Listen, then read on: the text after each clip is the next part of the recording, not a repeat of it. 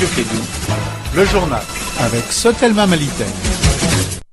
Eh bien, vous écoutez toujours la Radio Kédou 101.2 sur l'ensemble du réseau. Il est 13h passé de quelques minutes seulement. Même sur la bande 461, Canal Plus Horizon, vous recevez la Radio Kédou.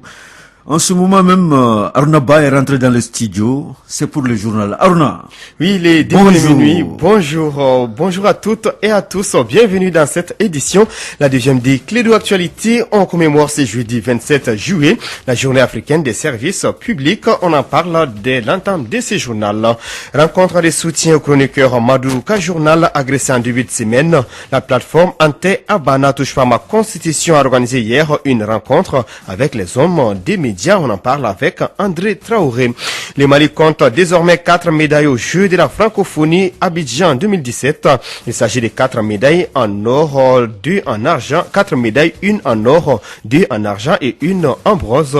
On va retrouver Kassim Traoré, notre envoyé spécial à Abidjan. Voici pour vous les sommaires. Bienvenue à tous.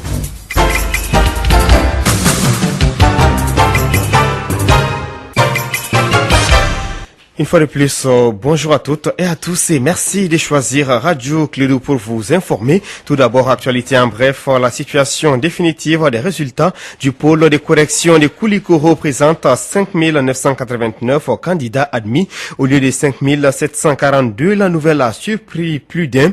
Dans un communiqué, le ministre de l'Éducation nationale informe la communauté éducative nationale qu'après la proclamation des résultats du baccalauréat le 19 juillet 2017, des graves anomalies ont été révélées au niveau du secrétariat du pôle de correction de Koulikoro qui regroupait les académies d'enseignement de Dioïla, Kati et Koulikoro. Après correction, les candidats qui ont échoué du fait des anomalies constatées ont été rétablis dans leurs droits et déclarés admis. En revanche, ce qui est fait de l'indélicatesse des agents de saisie ont été indûment déclarés admis, ont été recalés. Les résultats définitifs sont disponibles au niveau des académies d'enseignement de Dioïla, Kati et Koulikoro.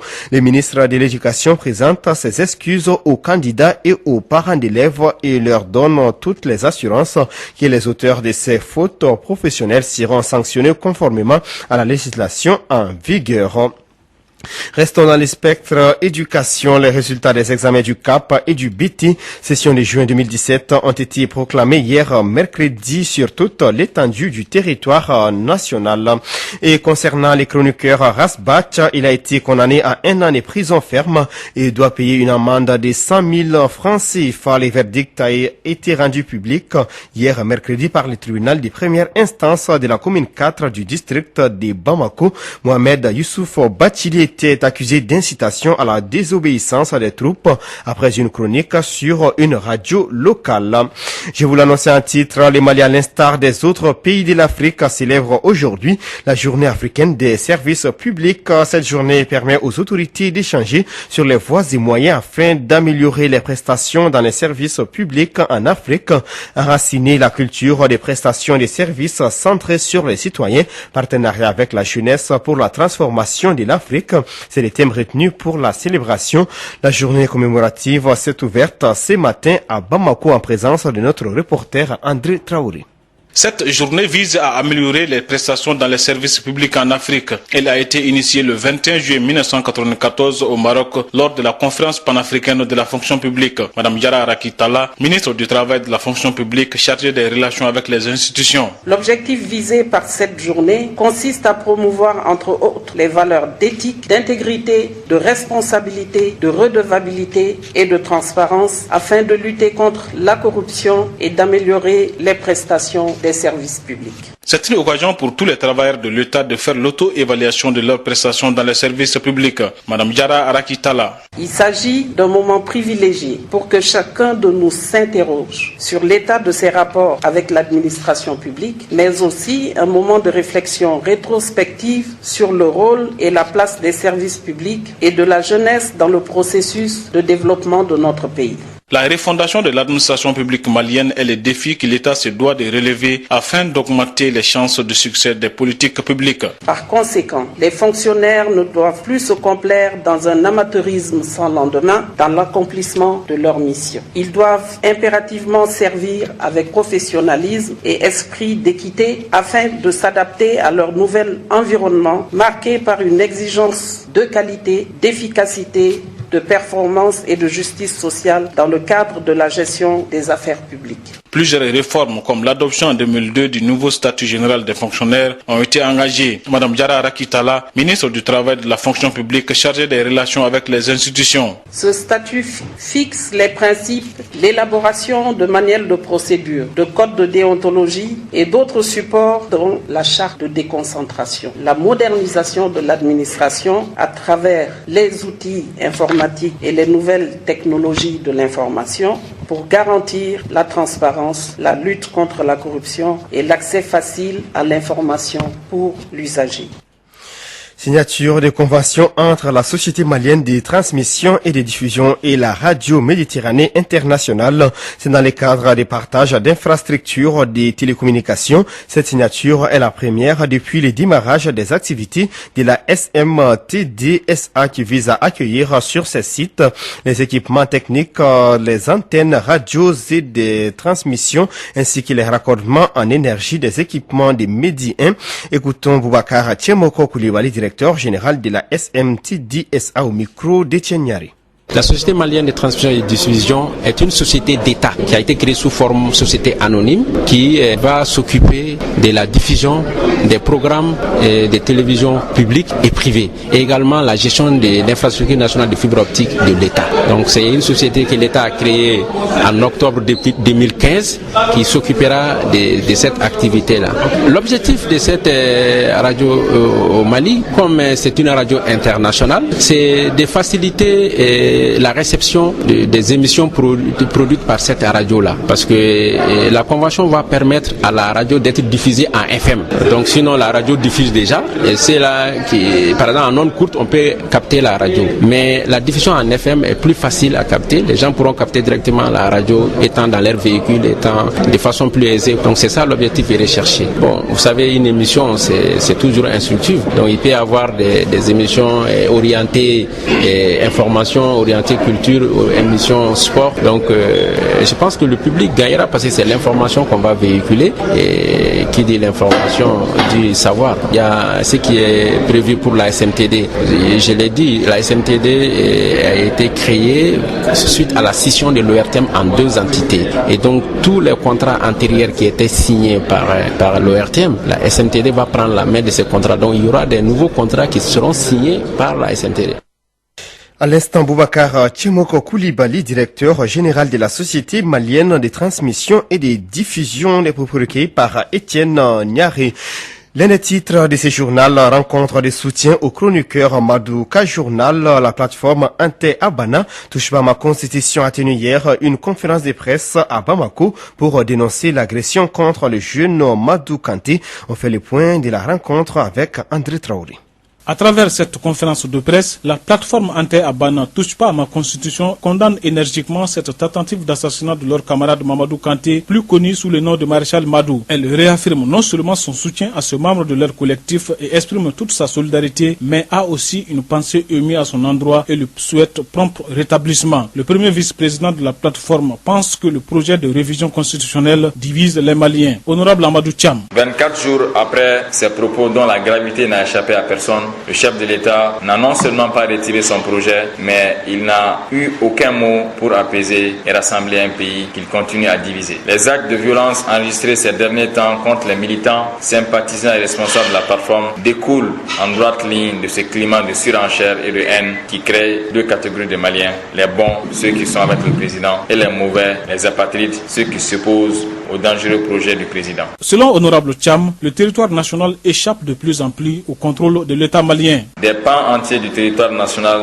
dans les régions de Ségou, Mopti, Tombouctou, Taoudeni, Gao, Kidal et Menaka échappent au contrôle de l'État malien. Plus de 130 sous-préfets sur 140 ne sont pas à leur poste dans ces régions. Le retour de l'administration et des FAMA à Kidal annoncé le 20 juin dernier, puis le 20 juillet a été reporté sine die. Plus de 500 écoles étaient fermées pendant l'année scolaire écoulée dans les 7 régions mentionnées ci-dessus. À cause de l'insécurité, plus de 600 personnes sont tombées sur le territoire national. Plus de 600 Maliens et étrangers sont morts depuis janvier au Mali du fait de la guerre et des actes de violence quasi quotidiens. Des affrontements sanglants ont opposé ces derniers mois les communautés maliennes dans les régions de Menaka, de Kidal, de Mopti et de Ségou. Les régions de Kidal et de Menaka sont ensanglantées par une guerre civile intercommunautaire qui a fait plus de 100 morts et qui nous éloigne de la paix en creusant un fossé entre les populations et les groupes armés. Nos FAMA tombent chaque semaine victimes d'attaques terroristes. Ils sont enterrés le plus souvent en catimini et sans hommage officiel. Le président de la République n'a jamais abandonné un projet de voyage pour rendre un hommage pourtant mérité aux FAMA qui meurent pour la liberté du peuple. La plateforme a enfin exigé que toute la lumière soit faite sur cette sombre affaire qui vient à nouveau ternir l'image de notre pays. Sur les plans sanitaires, parlons de la validation de l'outil d'auto-évaluation et de l'application de la convention d'assistance mutuelle entre les ASACO et communes. C'était hier mercredi à Bamako au cours d'un atelier composé des acteurs intervenant dans les domaines de la santé communautaire au Mali. La rencontre a été organisée par la Fédération nationale des associations de santé communautaire du Mali, FENASCOM, en partenariat avec l'USAID. Fanta Diakité, compte rendu. Une meilleure coopération entre les acteurs intervenant dans le secteur de la santé permet d'améliorer la convention d'assistance mutuelle entre les ASACO et les collectivités. Yaya Zankonare, président de la Fédération nationale des associations de santé communautaire du Mali. Malgré des efforts consentis dans sa mise en œuvre, force est de constater que son application ne donne pas une satisfaction à hauteur de souhait, laissant les centres de santé communautaire sans appui conséquent. Le présent outil, carte de score, est développé et testé par le projet USAID-SCGI en réponse à certaines préoccupations de la FENASCOM pour soutenir la bonne application de la CAM entre les ASACO et les communes. Après le test de l'outil d'auto-évaluation de l'application de la convention d'assistance mutuelle dans plusieurs aires de santé au Mali, l'heure est au partage des résultats. Porten Dabamenei, coordinateur du projet Service de santé à grand impact de l'USAID. Les informations provenant des différentes sources indiquent que la majorité des mairies et des ASACO ont déjà signé les conventions d'assistance mutuelle. Le principal défi reste la mise en application de ces conventions entre les parties prenantes. Pour partager les résultats de 2 ans d'utilisation de cet outil, les participants sont venus des régions de Kay, Koulikoro, Sikasso et le district de Bamako. Dr Amadou Sogodogo, directeur de la cellule de planification de la santé. Vous aurez pendant cette journée à échanger spécifiquement sur cet outil et son utilisation. Et je suis convaincu qu'à la suite des présentations et discussions en plein air, vous dégagerez bien sûr des recommandations pertinentes et consensuelles qui permettront d'aller à des décisions réalistes et objectives en vue de valider la carte de score CAM. Le but final de la convention d'assistance mutuelle entre les associations de santé communautaire et les collectivités est d'améliorer la prestation des soins de santé au Mali.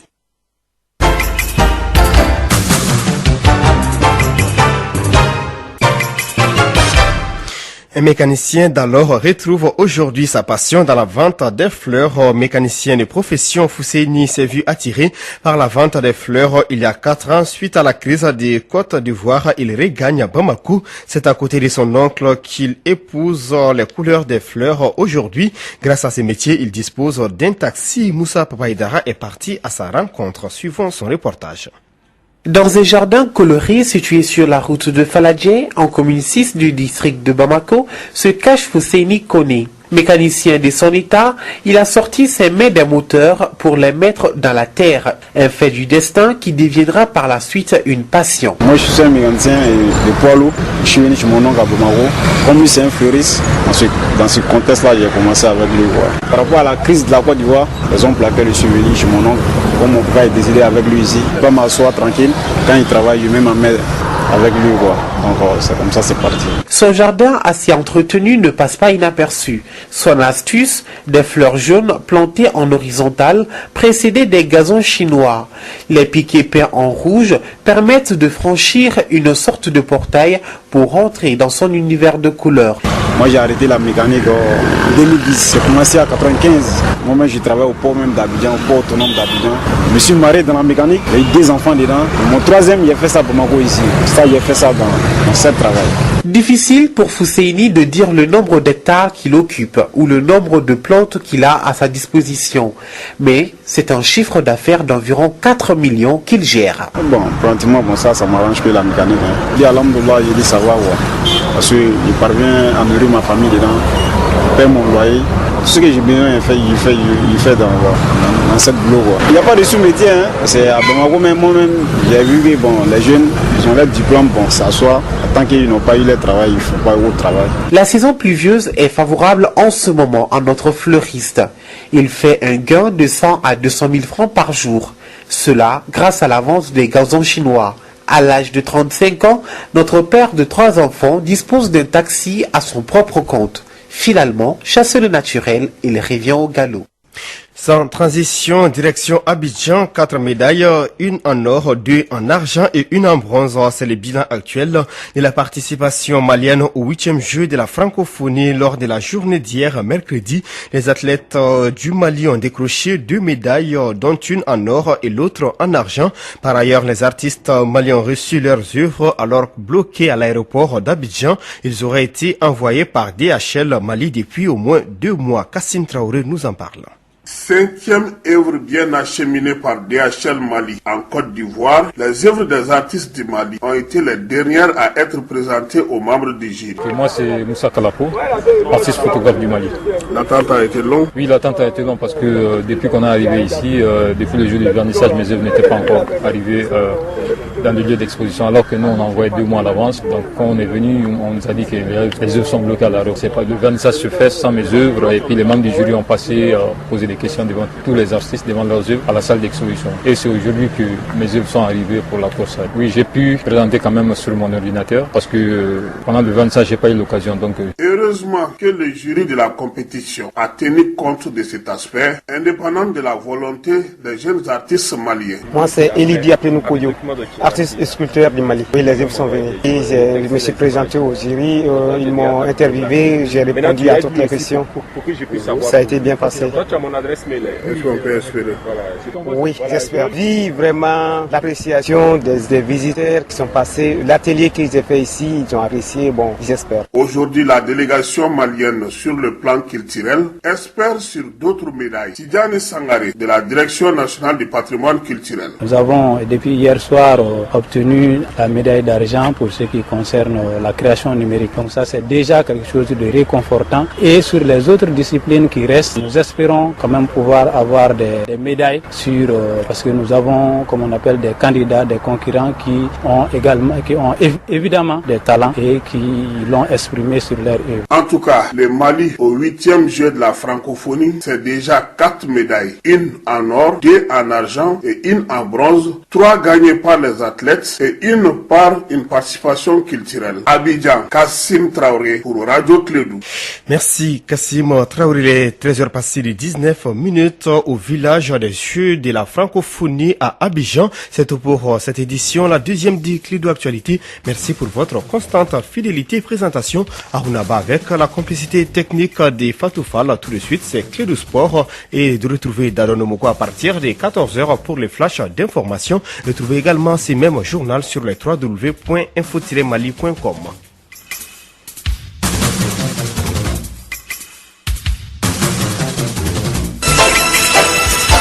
Radio Clédou, le journal avec Sotelma Malitel.